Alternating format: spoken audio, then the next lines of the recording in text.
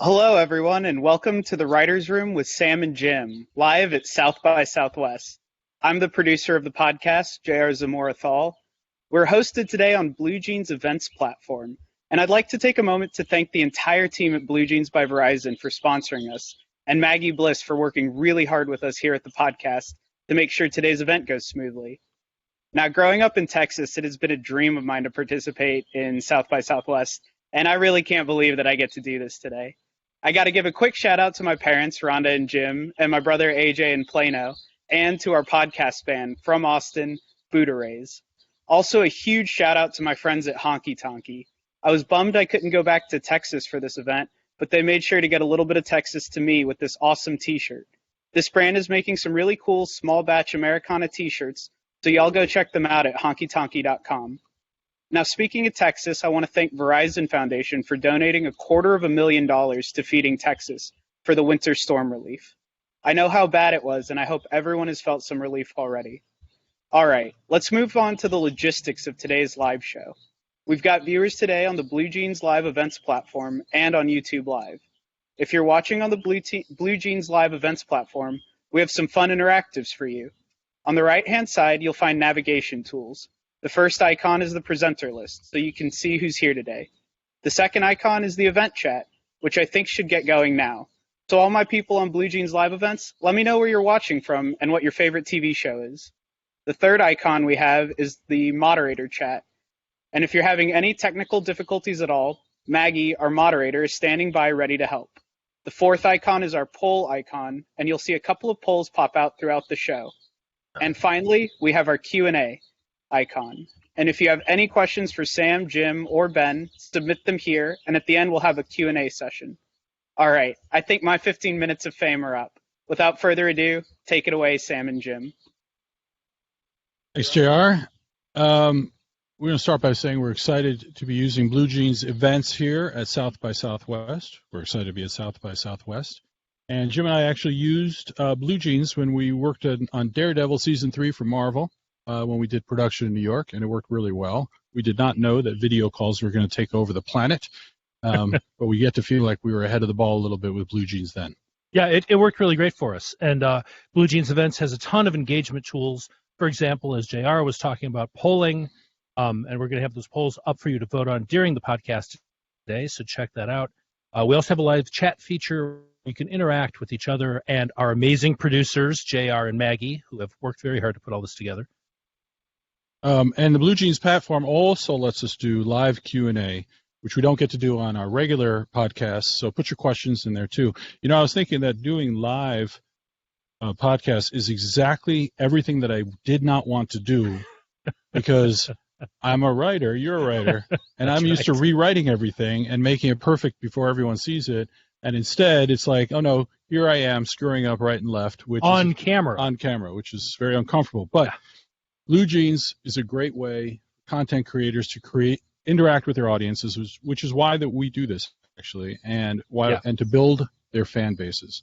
And you can use it for live podcasts like we're doing, and you can use it for promotional events, creative sessions, and you can have production calls with people in New York, 40 people at a time, which is what we did in the past on Daredevil. And to make it easier to do all of those things, Blue Jeans has given our listeners and today's attendees a discount code for the platform. 20% off on Blue Jeans events until April 16th. If you go and look, you'll check out the link in the comments or head to the virtual booth to get the code and the link. So also Blue Jeans is giving away something that I don't really know what it is. It's a Blackmagic ATEM mini switchboard. But I know it's free, and I know they're giving it away, so we have to have it because we're Americans. We want to gather as many items as we can before we die. So if you want to enter to win, head to their virtual booth, fill out the form, and enter your name into the drawing. I think it's real about gathering up the free items, Sam. It's the free items. Okay, so with all of that taken care of, we want to welcome everyone to the Writers' Room with Sam and Jim. He's Sam. I'm Jim. This is the show where we bring in writers to our Writers' Room to help them work on and develop their stories. Usually we have on aspiring writers, but for South by Southwest, we brought in a special guest star. That's right. We brought in one of our favorite writers in Hollywood, Ben Watkins. And I want to talk a little bit about Ben and tell everybody about him before we get into it. Ben is the creator and showrunner of a provocative Amazon show, to say the least, a series called Hand of God. And Jim and I worked for him on that show for 2 seasons. And what's so cool about Hand of God, besides all the stuff we can get into, is Jim and I watched the pilot, which Amazon used to put on the pilots before they even greenlit the show. And I watched it mostly because Ron Perlman was in it, and then I said to Jim, "You got to check out this show. This is not like a normal television show." And little did we know how not like a normal TV show it was. Yeah, and how not normal the man who created it was. But we both really liked the show, and then it went away. We waited. We didn't know anything about it. We went and worked on other stuff, and then we got a call from Amazon saying, "Hey, would you be interested in this show?" And I was like, "Oh my God, I didn't even realize that was being made. I didn't know anything about it." And we met and met with Ben. Now, Ben most recently executive produced Truth Be Told on Apple's new streaming service, and he also worked on Wu-Tang and American Saga for Hulu. Currently has several projects in development through his production company, which is Blue Monday Productions, which is at Amazon Studios. And in his free time, Candy, who we think is real because she does not love Hollywood, and so she avoids everything as much as possible, and his 4 sons, who we know are real because they are 4 well-behaved young men. They work in community programs, and they do all that important stuff. Ben's always been a mentor to young writers of color, who works in public education and homelessness. So welcome, Ben, and thanks for wasting some time with us today. Yeah. Thank you. All right, so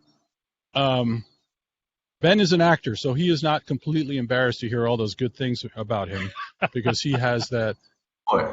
That's right. Give you more. That's right. He's on Young and the Restless. Well, that's right. I did. It was Young and the Restless. I was talking about the Sting. Yes. Ben actually is a recovering actor, which is why.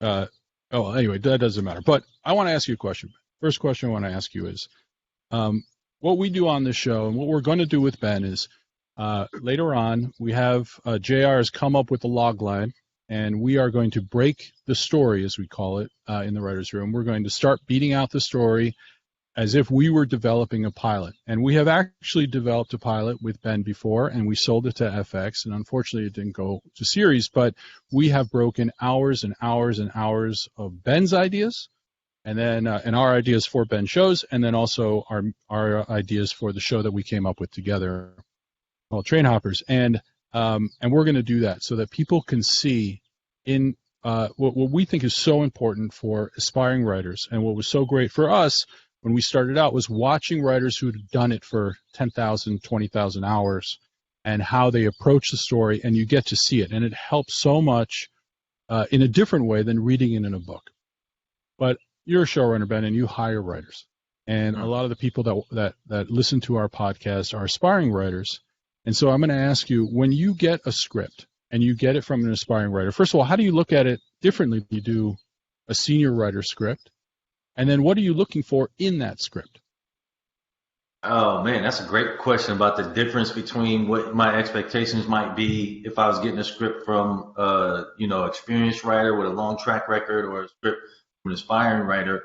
And I think it's funny because I would say there are some things that I will give I'll give more of a pass to if I know it's an aspiring writer.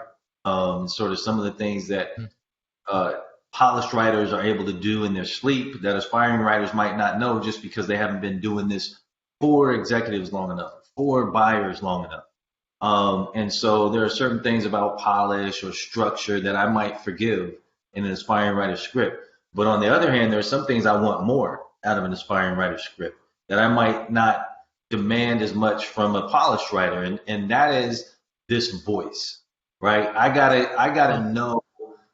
I need that writer to really define themselves and introduce themselves through that script, and how they write action, how they write description, how they write character description, obviously dialogue, and then obviously what the story is about. If I put it like this, if I feel like this writer is inspired, I'm okay with a logic bump. You know what I'm saying? Right. Yeah. So that's what I'm really looking for. You got to get my attention. Let me know that you're an inspired writer. Now, So it seems like almost an impossible balance. So you have to put together something that makes sense, but you also want to have your own flash. Which, by the way, when you say voice, what does that Yeah. what does that mean to you? For me, that means point of view, like strong point of view and specific, authentic, like translation of life's moments, of people moments. You know what I mean? So if you talk to me about like if it's like think of anything that could happen in your life, an argument between, when you're a kid, you witness an argument between your parents, right?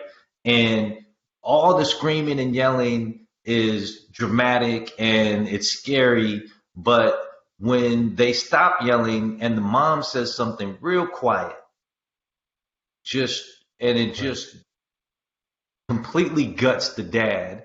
That's right. Right. And if you can tap into that and show that you have a proclivity for observing that type of thing, let's say you saw a car crash and there's gore, there's twisted metal, there's lights all over the ground, there's sirens in the distance and but what stuck with you was a little kid's teddy bear that got thrown from the car and is sitting in the middle of the street.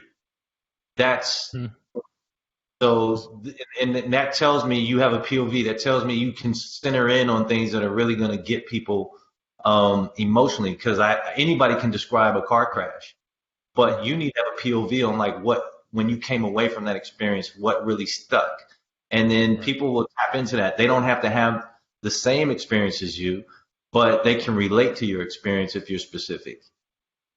Yeah, that's so true. And when you get a script from a junior writer, one that's already got a job, sometimes, and I think that you could speak to this, sometimes you almost have to talk to them ahead of time and say, don't be afraid to go to diverge from what is here a little bit.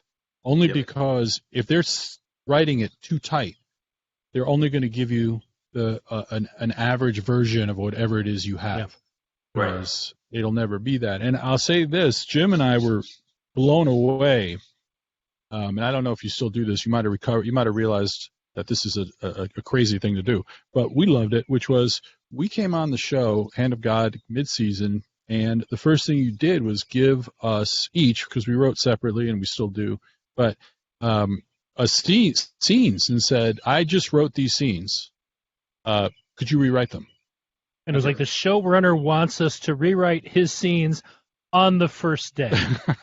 Okay, this is going to be a very short job. Yeah. And I don't know how that worked out, but I know that you want to hold back.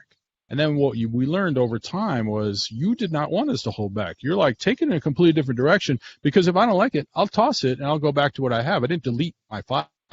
But maybe something will happen when you are doing your thing that then I can be like, that's the money. And that's your phrase. The cash value in the scene, to use a Ben Watkins-ism, is right there. And I didn't see it, but Sam did, or Jim did, or whoever. And so I'm going to throw away all that other stuff, but that thing I never would have found on my own. And now I'm going to take that and I'm going to write using that. And now we just found the scene.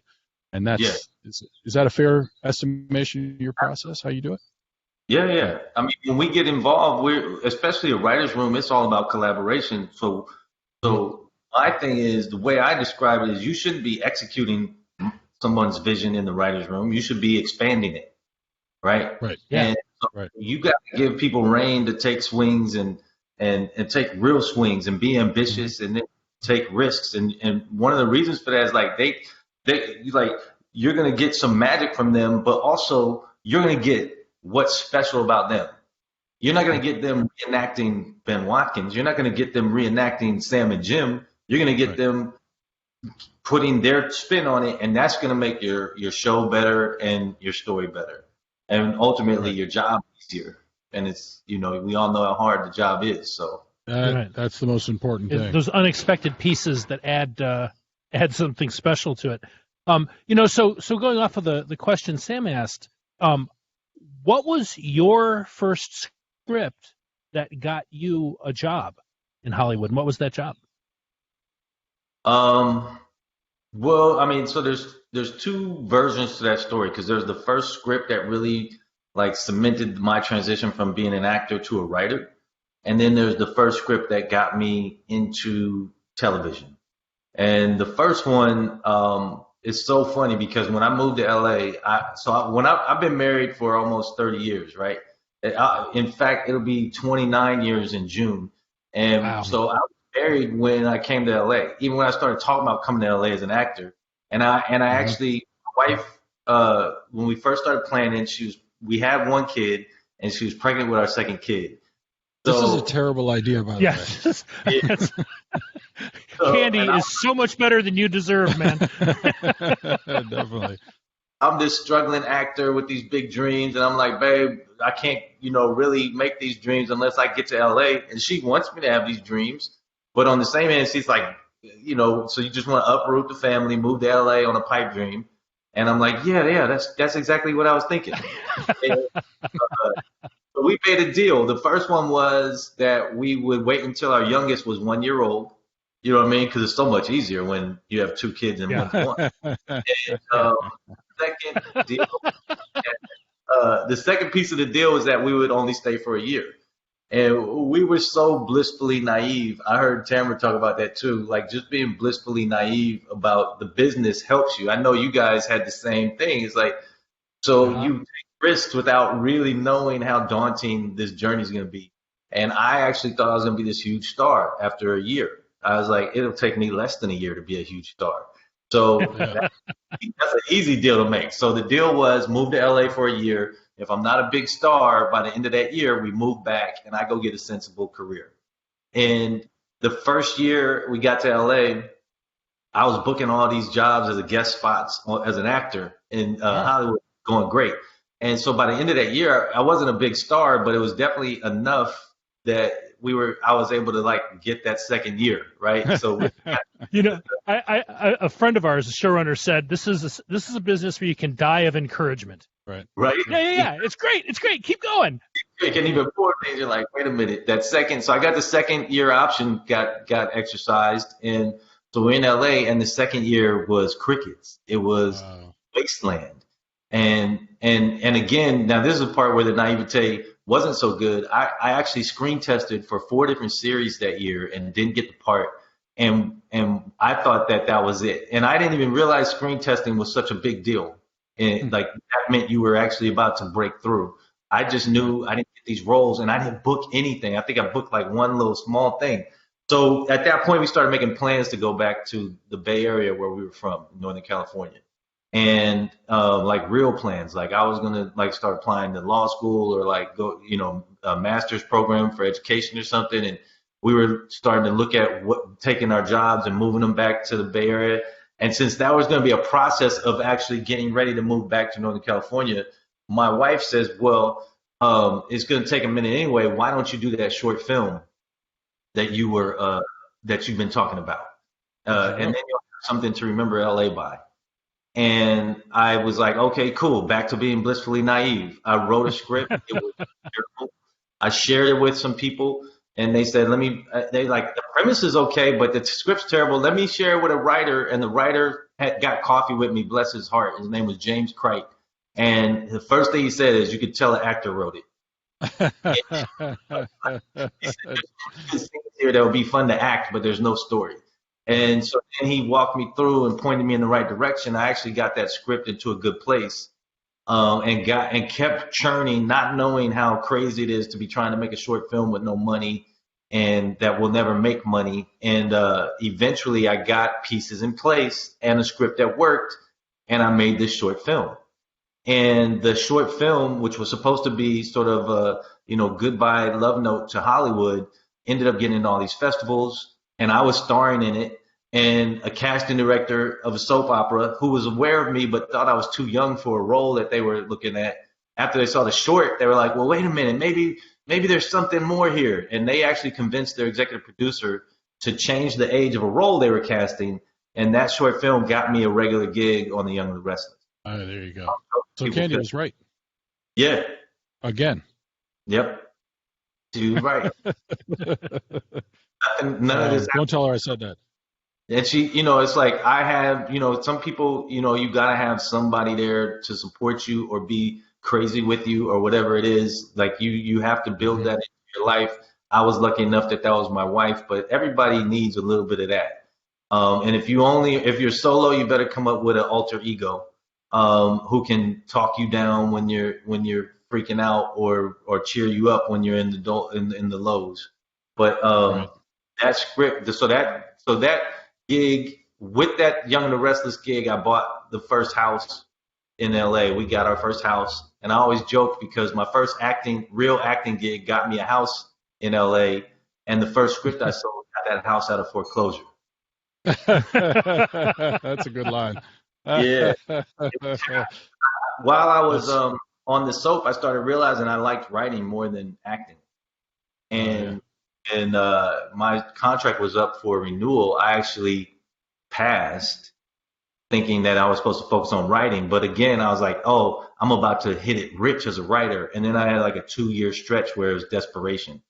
But during that 2-year stretch, I adapted the short film into a feature-length script, and that sold to Universal with Chris Tucker attached. That's a long story. It never got made. It was all crazy. Right. Most things never get made. That got me an agent. That got us enough money to stay in LA, get the house out of foreclosure, all of that. And the follow-up against everyone's recommendations was a pilot. And everybody's kept saying you need to write another feature, and it needs to be in the same category because that's how you made your first class. And you're not in a situation where you get to depart. You don't get to just all of this. And I said, but this idea I have is really open-ended and multiple seasons, so it's not a feature. You better figure something out. And I was like, I'm going to write what is passionate for me at this time. Yeah. And that was the pilot. And I wrote a pilot called The Hooker, which was it sounds salacious, but it's actually about a ambitious young college basketball coach who's a prime recruiter, like one of the best there is. And that's what they call, these recruiters, hookers, right? They hook the big fish. And that pilot didn't get made, but has, to this day, I hear people reach out to me about that. That became my bulletproof sample. I'm always telling people, get yourself a bulletproof sample. It will never stop for you. And somehow it got into the hands of the people who were getting ready to put a writing room together for Burn Notice, completely unbeknownst to me. So that is the script that got me in the door. And it's so funny because the executive at they were, I guess was it Fox 21 back in the, no, what was it called? Oh, Fox TV Studios back in the day. The executive telling me, hey man, I got this pilot. It's great, but I can't recommend you off of one script. Do you have a spec? And I was like, and I'm like, yeah, I got a spec. And he's like, well, send me that. Y'all know it's not a fluke. And then I left out of there and I called my agent. I was like, what's a spec? Like a sample episode of an existing TV show, and I had to write that in less than a week in order to get it sounding crazy. And luckily, it was decent enough that he knew the first script wasn't fluke, and he put me in mix for Burn Notice, and that started my career for TV.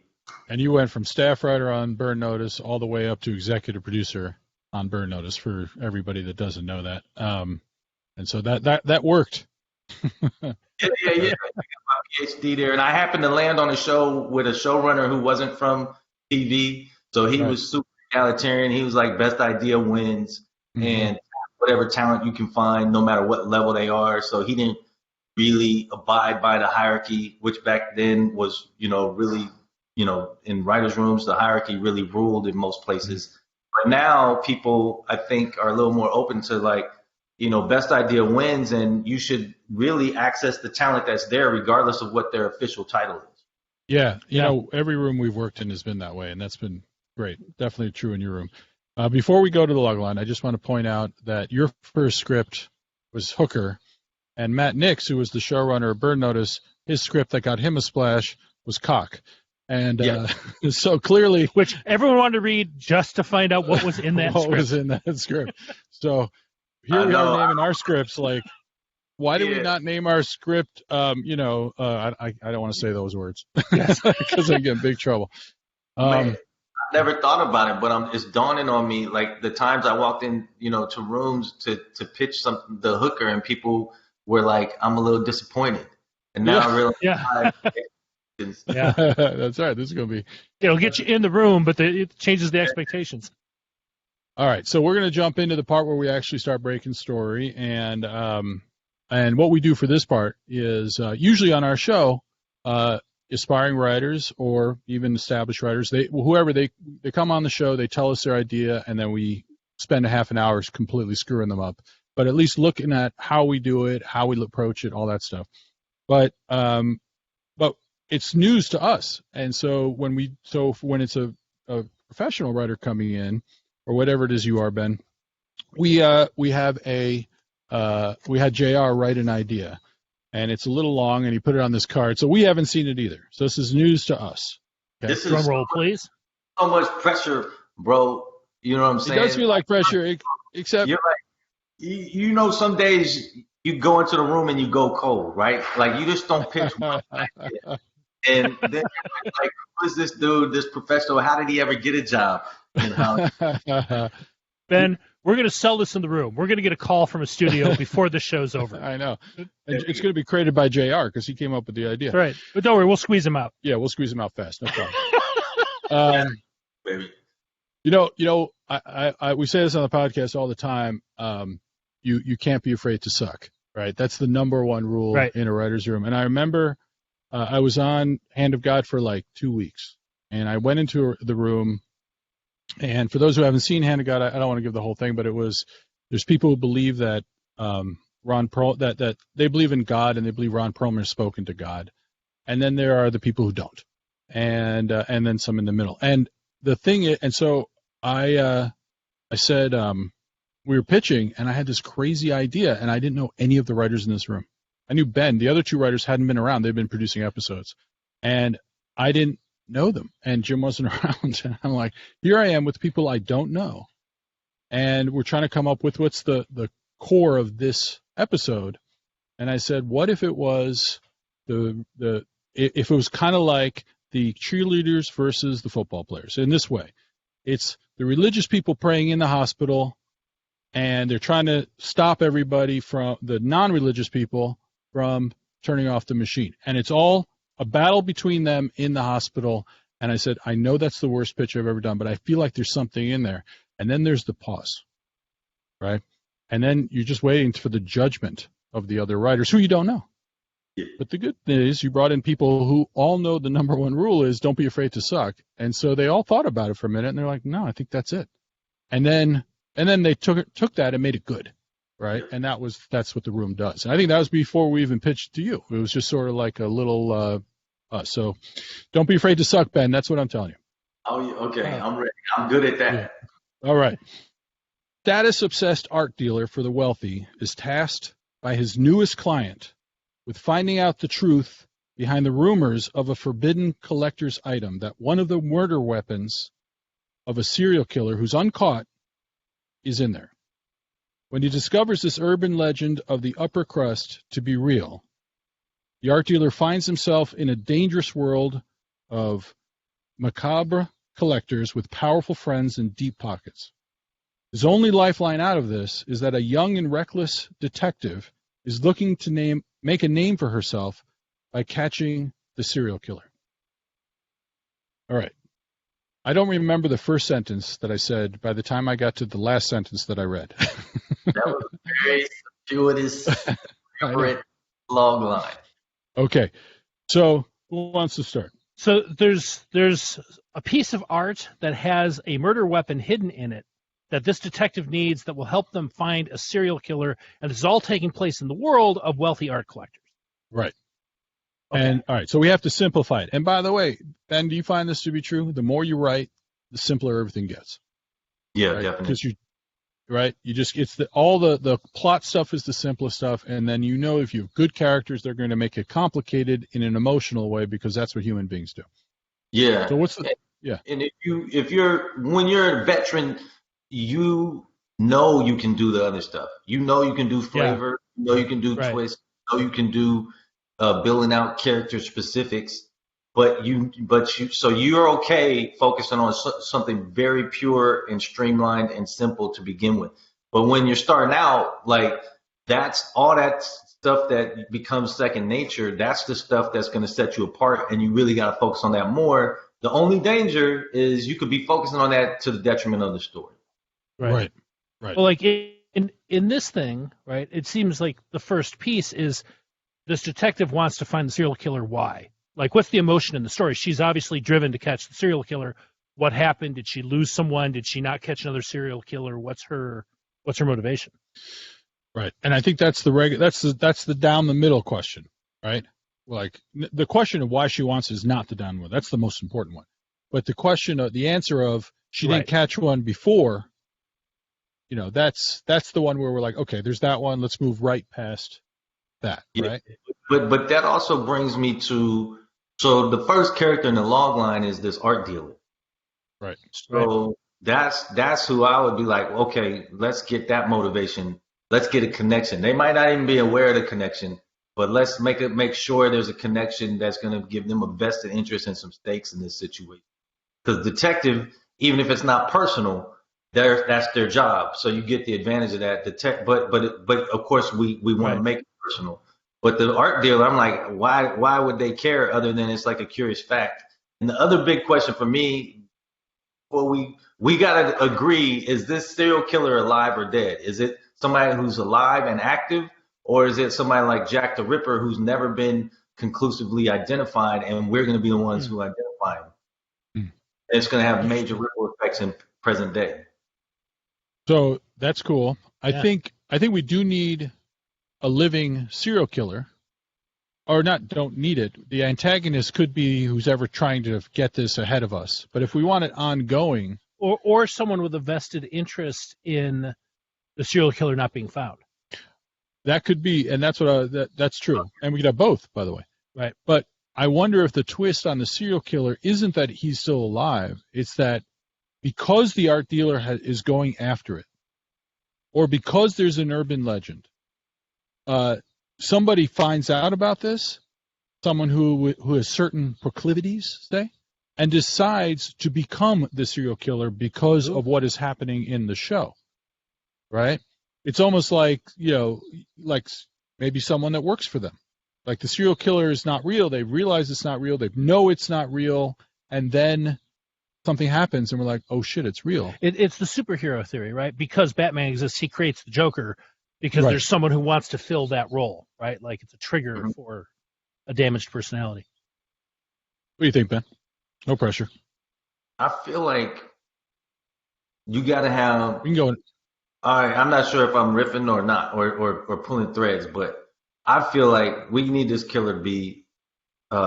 It's either the killer's alive and active, the actual serial killer whose weapon is in that thing, and then we need to make sure that was a mistake, right?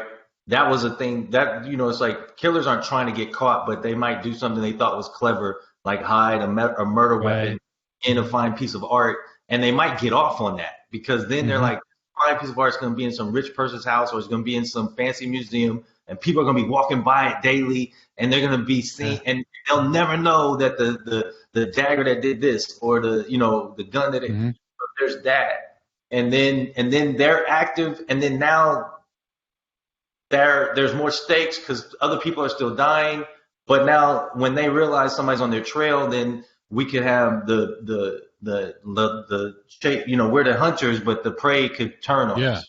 I love that. It's sort of an interesting turn on the idea of killers taking trophies. Right. Like he's making trophies out of fine works of art. And he's in the audience while everyone's walking past and looking at his trophy, but they don't realize it's his trophy. Is that what you're saying, Ben?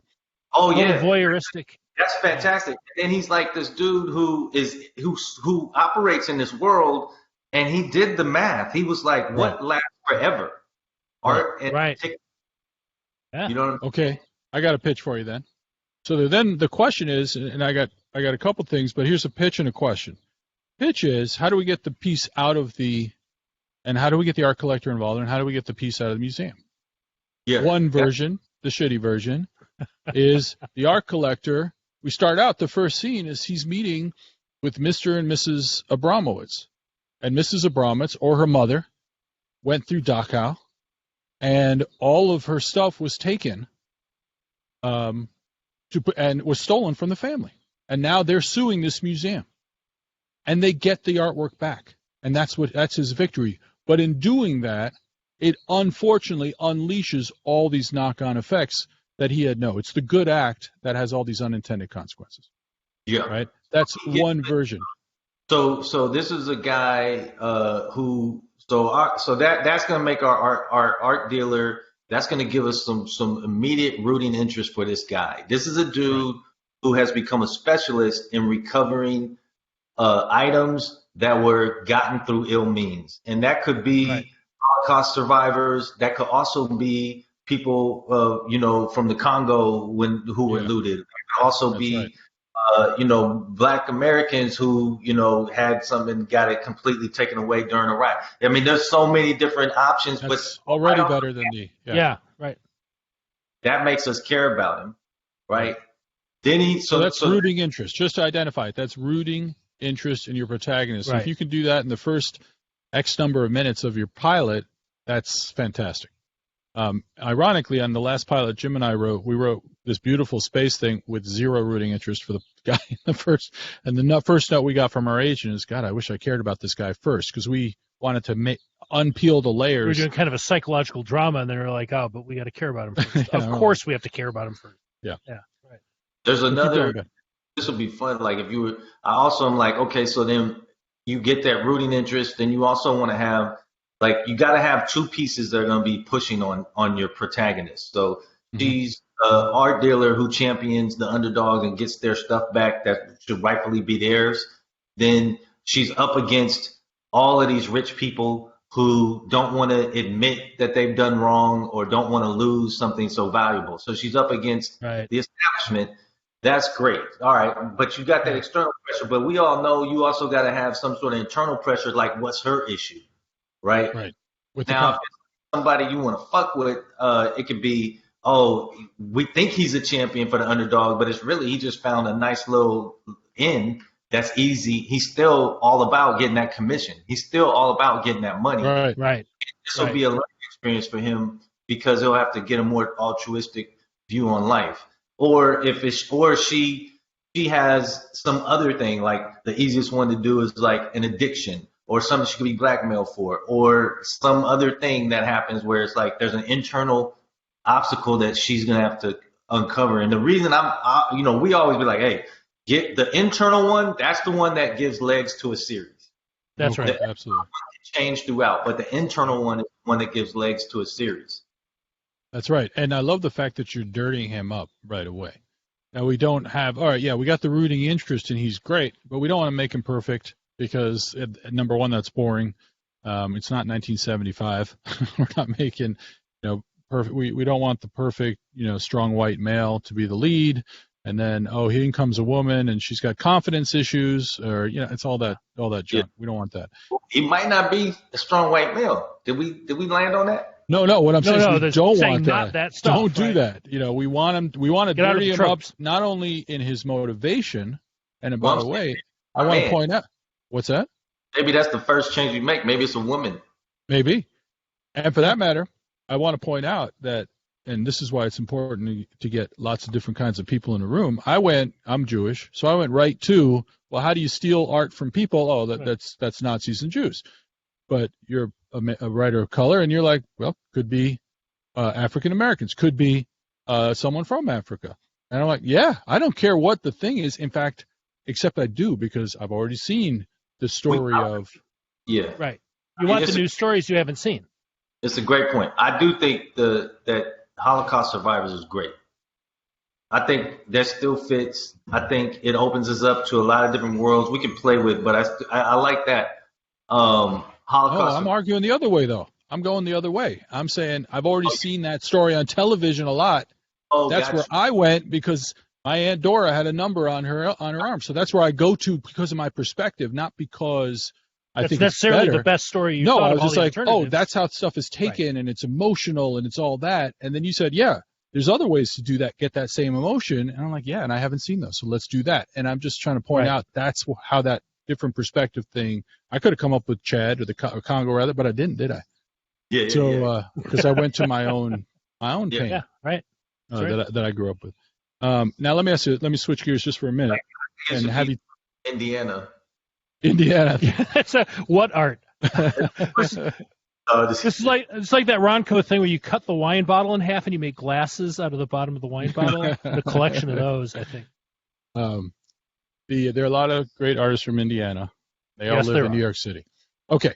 Ben, let me ask you. This is a big question, a big fork in the road, and if you could talk about different ideas you have for this, which is point of view.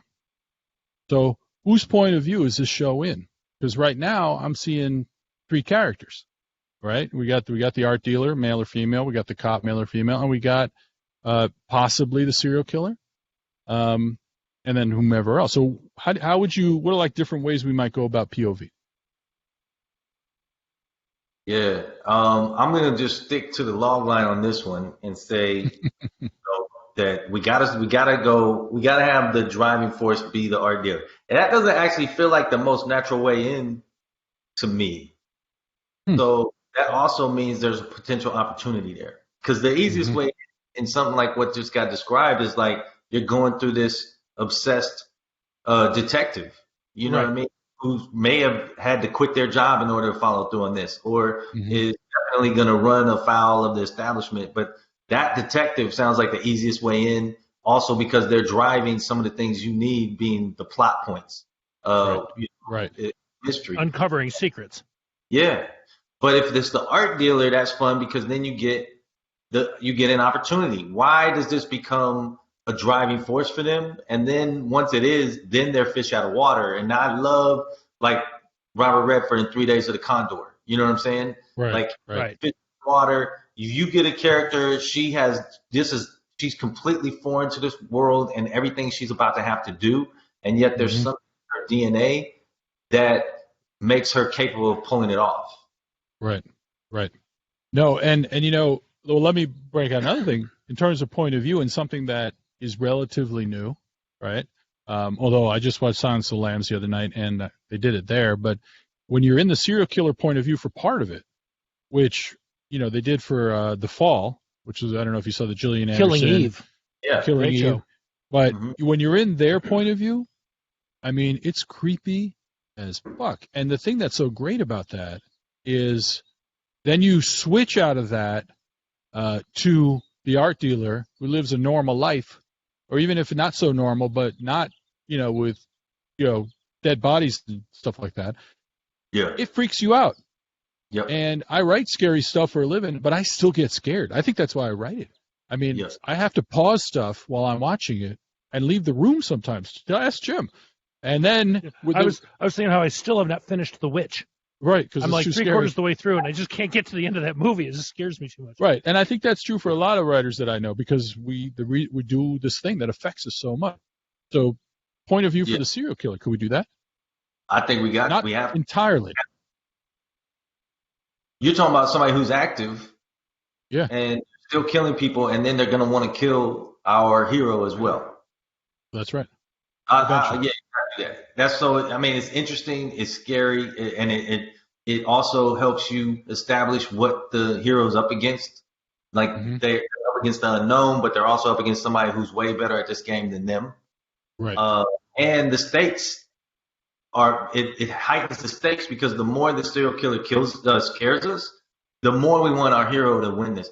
But I also want to say this feels like a limited series to me, and that's a I don't know if that's what JR was intending, but any writer who's thinking about developing a show, and hey, you might say I want it to be a limited series, but that needs to be a conscious decision because the reason it feels limited is because once you catch the person, that's the end of your show, and if you get beyond a season chasing the same person, that's also the end of your show because people are going to get an unplanned ending.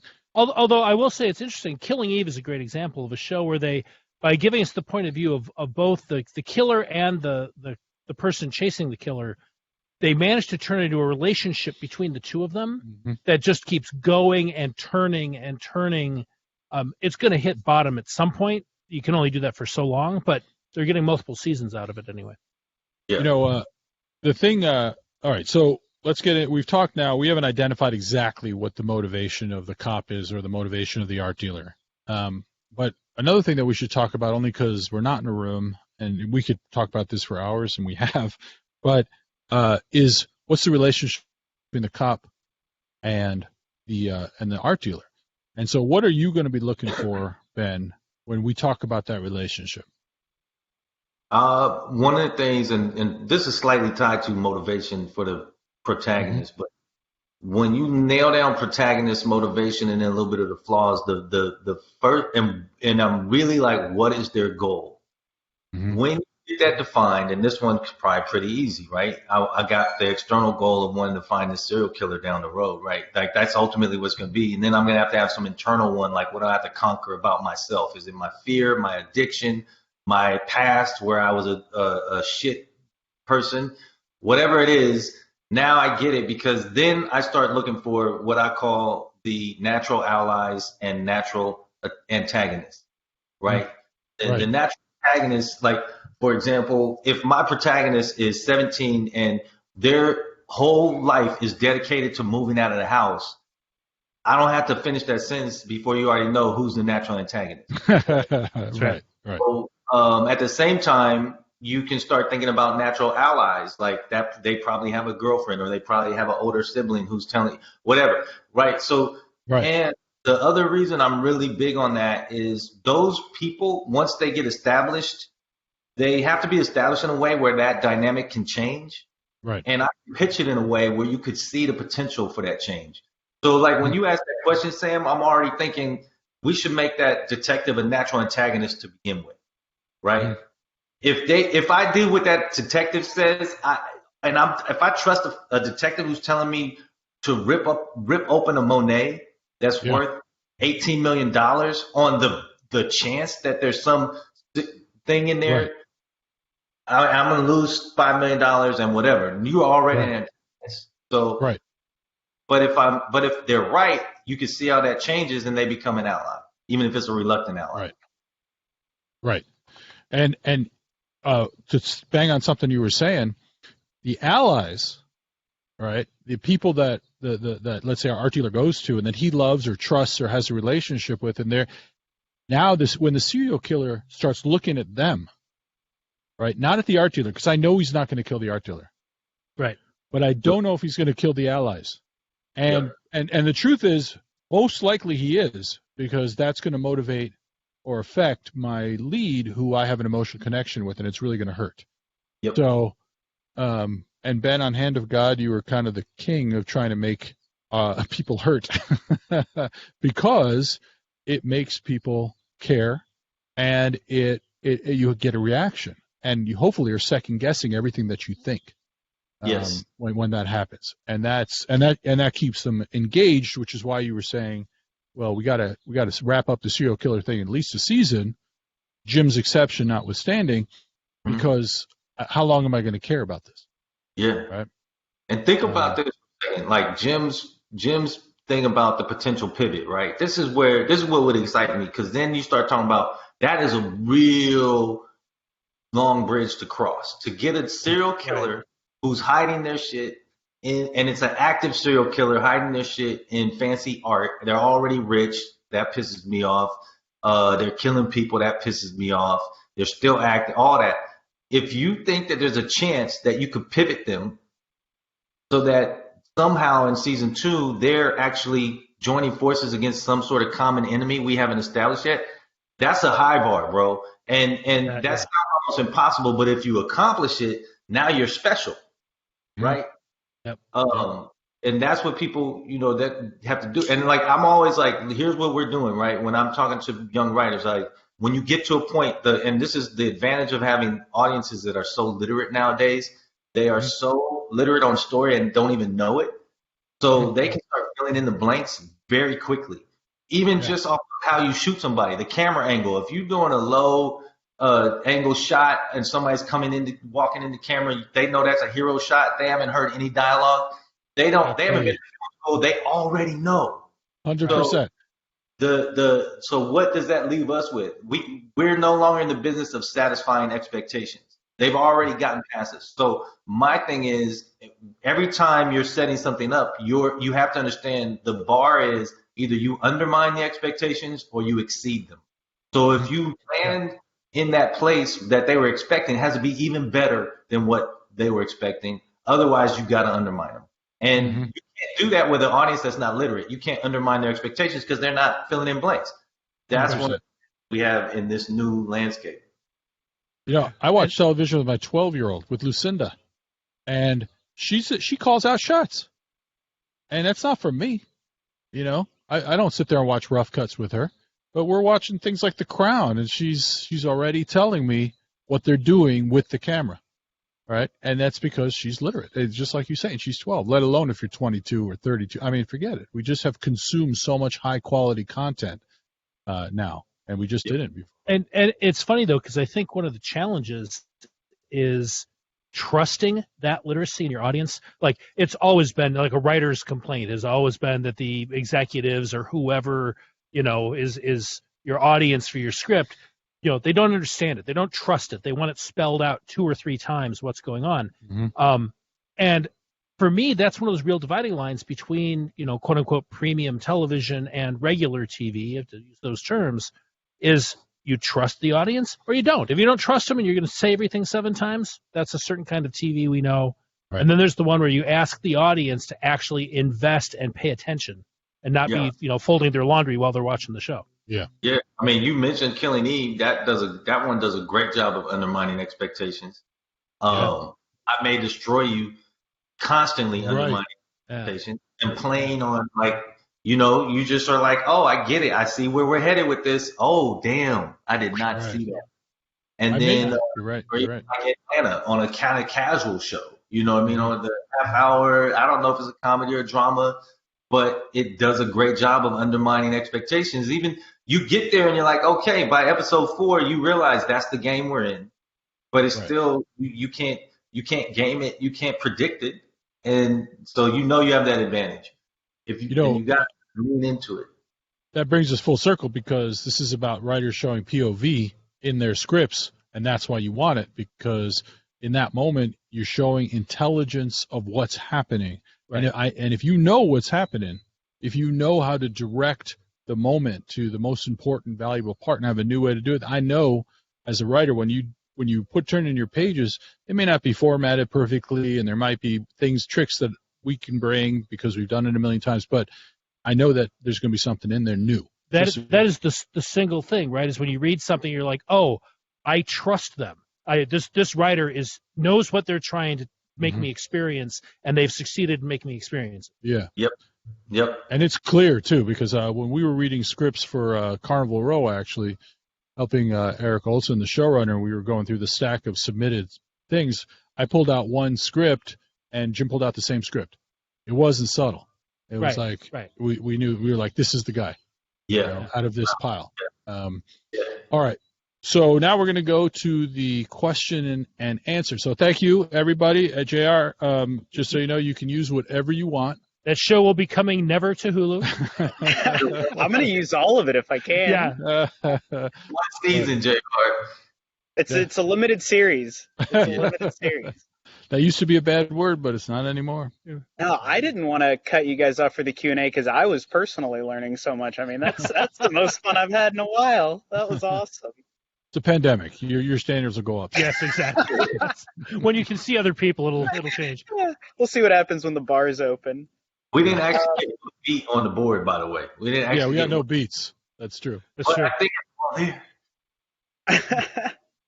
All right, so our first question is from Cody, and he says, what do you think could be more effective or advantageous? Building your audience so that they watch your indie film, or shooting your indie film to build your audience? And I guess this could apply to TV because there's stories like It's Always Sunny where they shot their pilot before they got any money. And so would you shoot something first or try to build an audience first? How would you build an audience if you don't? I mean, how are you building the audience with little TikTok Social stuff? media?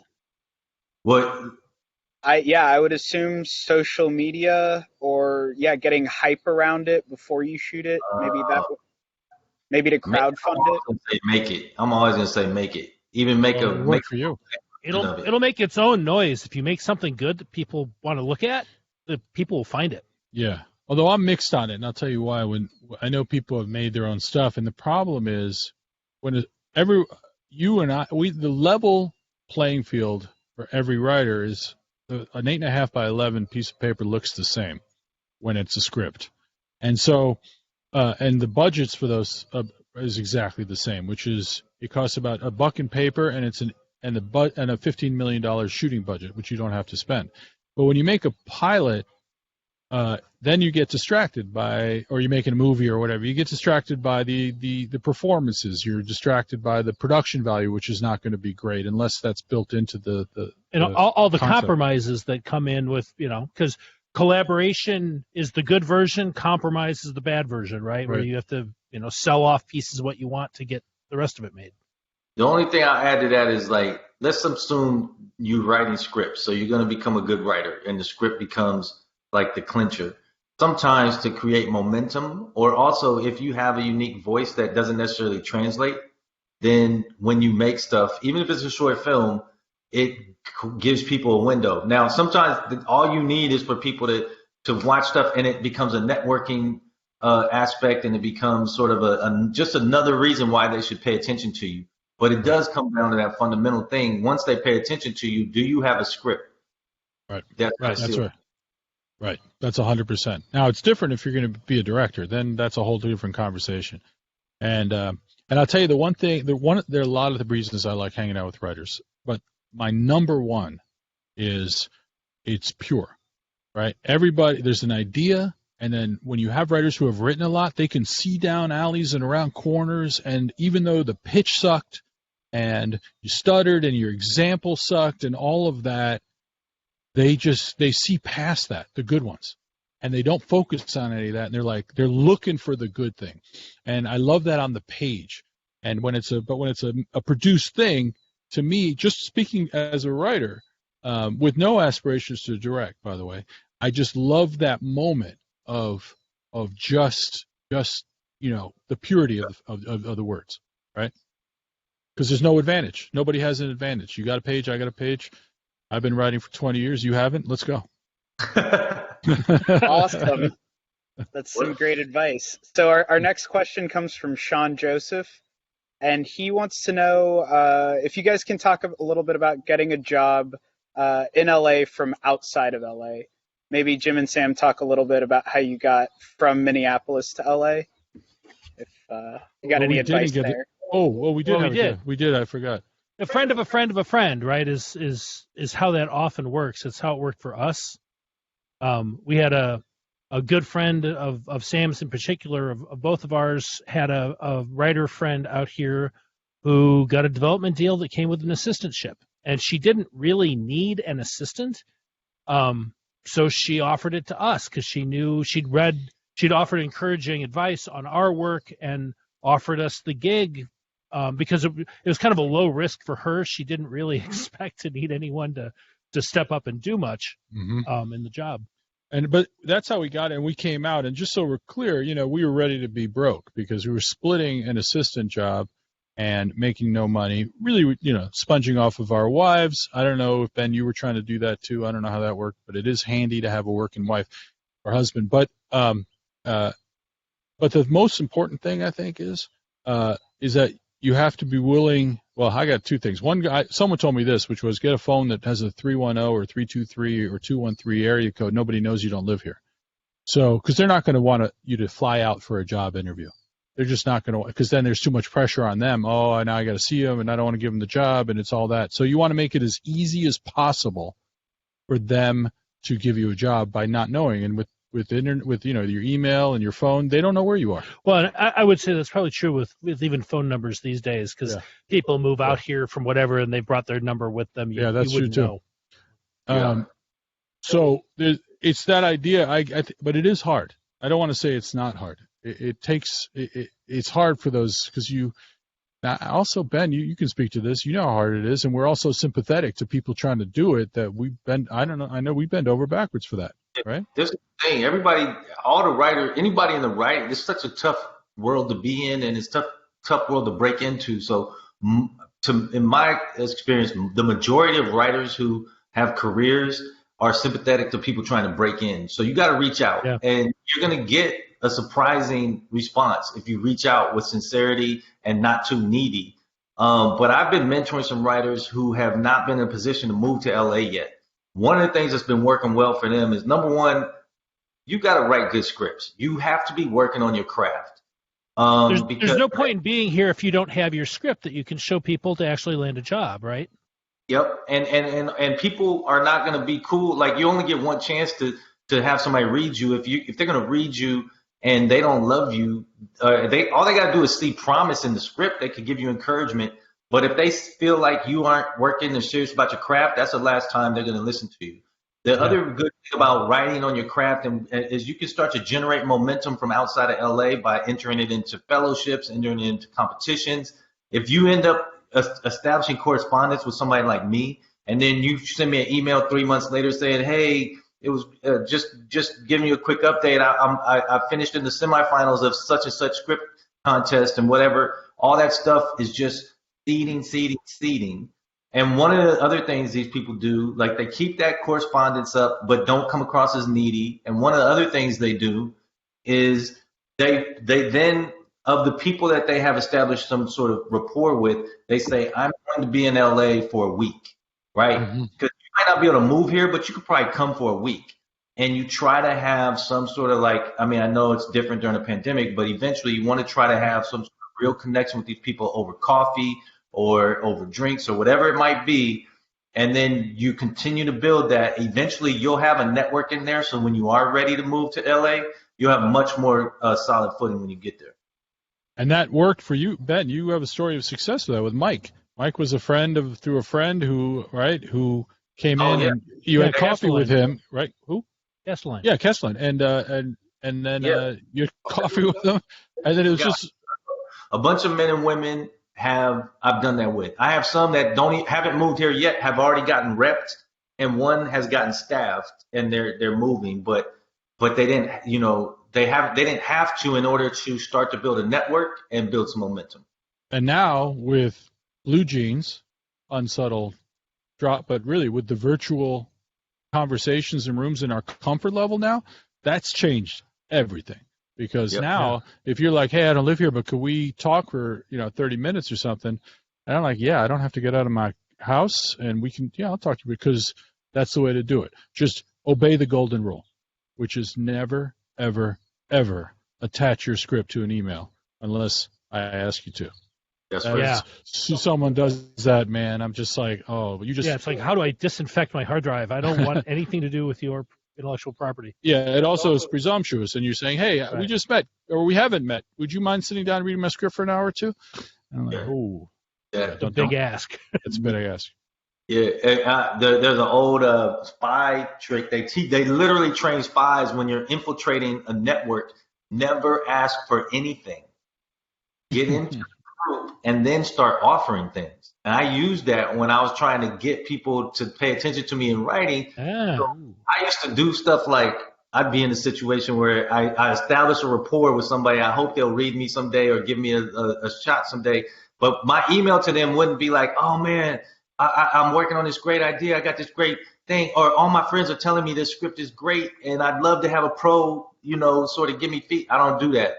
I would be like, I had a conversation with them, or online I realized they were Dodgers fans, and I would buy like good Dodgers tickets, and then I'd email them and say, hey, man, I had these great seats for the Dodgers, but I can't make the game.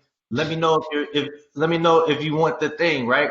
So to them, they're going to sit there. This is why Ben is so successful in Hollywood. You are better than anyone I know. He's half actor. Now it's probably down to 10% it's now, amazing. but still, yeah. But there's a smaller version of that too, guys. You know how it is. Like, you've done this a million times. You had a conversation with somebody and they mentioned how they were interested in dinosaurs. And then you see a cool article that's kind of obscure, but in the vein of something specific they mentioned. And instead of calling them or emailing them saying, hey, I'm still struggling, you email them and say, I remember our conversation. Here's a link to a great article I just saw. Or did you hear about this book that's about to come out? And then every time they think of you, they're thinking about this person who brightens their day. Right. We're not smart enough to do that, Ben, but I thank you for thinking that we would have done that. Yeah, we've never brightened anyone's day as far as I know, but I'm glad it worked for you. Yeah, that's really good. What up, JR? Is that it, or we got more? No, we got more questions if you guys are still good. All right. All right. Ben has a job to get to, but go ahead. Yeah. I have a hard hour of 11 p.m. That sounds good. I'll respect that. So our next question comes from Jeff, I believe, and it's why do you think there aren't more writers who make the jump from comic book writing to scripts? And do you think comic book writing is a valid way to work on a TV career? Great question. You know what? I'm telling you right now, like that's the next trend. I'm already seeing it. And first of all, to answer the first part, it's like, who does Hollywood take seriously? So it used anybody who's not a writer in Hollywood already. That's right. It's like, I mean, but if you're a playwright, like you're getting more traction now, right? Or you know, it's like, oh, they're a playwright. And it used to be when I was first in rooms, we would get submissions from people who were transitioning from the theater world, and we'd be like, nope, never. They're too wordy. They're too whatever. I didn't, not me, by the way, but people I was in the room with. They said, we don't really want to deal with playwrights. But now playwrights, everybody's seeing that as a good thing, actually. It actually is great to have on your resume. And I'm starting to see the same trend with comic books. It was like nobody's taking them seriously. Nobody's saying that that's real storytelling. Nobody's saying that that could easily apply to what we do. And that used to be the attitude. But now I'm starting to see people be like, wait a minute. You see how much comic books and graphic novel adaptations are starting to dominate what is being generated, not just in features, but through television. And then you start thinking about the people who, there's some key examples of people who have made the transition. So now all of a sudden, smart people in Hollywood are being like, oh shit, let's tap it. So that's the new oil well. And there's no question that comic books have a lot of respect in Hollywood now. Obviously we're Marvel we were Marvel writers for a while, and there's just total respect. Look at WandaVision, huge, very complicated show. Yeah, in the books, I don't know if anybody read the books, but there it is. And you're also in that format, you're writing to an image, which is really like the difference in myself that I see. The thing I had to unlearn was not writing novels on the page, right? Where you've got a 4-inch chunk of description of all about the room and what's going on when none of that's going to wind up on screen, right? Like that's and people are but we still go back to this one thing. Whether you're a playwright or you write comic books or whether you're coming from copywriting and advertising, whatever it might be, like eventually you gotta have a script. You could have a short story that won a Pulitzer, but if you don't have a script that convinces us that you can also write in this format, then it's a problem. You could be the most decorated comic book writer, but if we don't feel like you've taken the time to get to know this format, this medium, then we're probably not gonna engage because we're thinking even if you're extremely talented, it's going to take more time than we have to do the other piece. So get that script with it. As a staff writer, the home run with the staff writer is someone that is not only good in the room with any writer really, but also does something on the page. And with a staff writer, it's not only does something on the page with that voice that Ben was talking about, but also it's I know how to get in and out of a scene. I'm not going to give you a scene where I'm going to basically put a big line through the first page of that scene because it was all just working up to the scene, and then I'm like, oh, there it is, and then we can just get rid of that. Everybody said hello and good morning and what they want in their coffee, but I still don't know nothing's happening. Right? So, those are fundamentals that we all had to learn, and then and so if you're past that already, which you won't be necessarily as a writer in another genre, because I don't know how it works in every genre, but TV every scene starts pretty hot and stays hot. And so to a point, even if it's just emotional, but it's going to start going. Why are you laughing, Ben? I was just thinking about some bullshit. the first script I wrote where the dude was like, oh, I could tell an actor wrote it. And one of the things was my climax of the whole thing was like, there was an argument in the thing. And there was like a confrontation on a basketball court. And I was like, and it ends with a heated argument. That was the end of the whole movie. And the guy's like, can somebody pull a gun out or something? Like, can we? And I was like, it's a heated argument. And I was like, no, that's not going to. Because it's big night. Everybody wants to write big night. We just end with a quiet scene of one brother making the other brother breakfast. And scene. And you're like, that is a beautiful moment that you cannot do in your first. Well, maybe you could do it in a script, but there's a lot of arguing before that. And some guns, as I recall. Yeah. All right, JR. All right, so our next one is another question about adaptation. This comes from Cynthia, and she asks, if you were an author of a novel, is it best to write your own script or better to work with a screenwriter and put off being a showrunner till later? I think she's asking, if you write a novel, do you give it to somebody else to adapt, or do you try to adapt it yourself and do the whole thing yourself? Mm-hmm. Good question. Yeah, what's the goal, right? Yeah, if you just want to be involved because it was your baby, and you don't have a long-term goal of like writing television or even just like having that be part of your rapport. I mean, what's not rapport? What do you call that when you have a group of things you do? Repertoire. Yeah, I mean repertoire. There you go. See, this is what we do in the room too. What's the word? And like, what's that word? Solipsism. And that's not intended to be part of repertoire. If it's just a one-off, then you should write the script and hope it's good. But if you're intending for that to be part of your repertoire, then what you should and you have a book, then it should be all about like, I would really like to be involved with this. In some cases, you need to have a sample in order for people to take you seriously. In other cases, you are at the whim of whoever is going to develop it. And a lot of us would be like, great, if you're sincere about being involved, let's do it.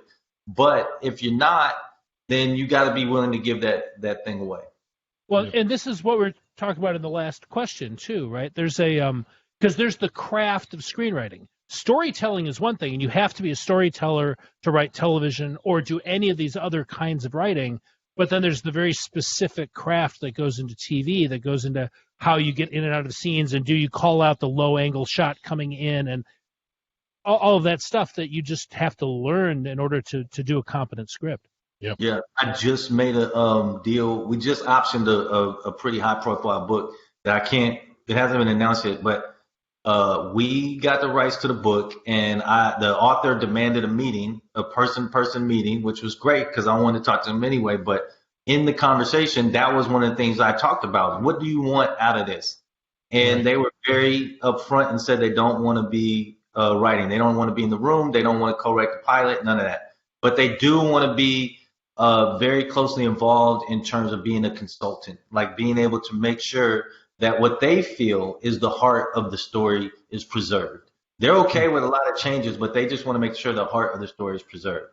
Then 6 months ago, I had a conversation with a writer, and they were like, I want to co-write. And I didn't do that deal because of other reasons, but they got into a deal. They had a book that had some buzz, and they got into a deal where they were paired with a showrunner that's going to co-write with them. Yeah, that's cool. All right, we've got one more question, and this comes from Fausto. And he says, earlier Jim and Sam discussed that you shouldn't try to tell stories that have already been told, yet I've heard that writers need to write what they know. What techniques do you recommend to help aspiring writers write something new? Well, nobody knows exactly what you know, right? Like nobody does. I mean, because that's part of it. Is there's a generic quality to writing where you can tell a generic story about generic people, or you dig into, well, wait a minute, let's talk about the art dealer instead of the detective who's going in doing steps of a detective story that I've seen 100 times. What's the unusual way into the story? And because you were an art dealer, or your parents were art dealers, and you know about that world. Suddenly you're telling me something that only you know in a way that's exposing story I would never think to look for. Because of the specificity. Specificity is the difference, right?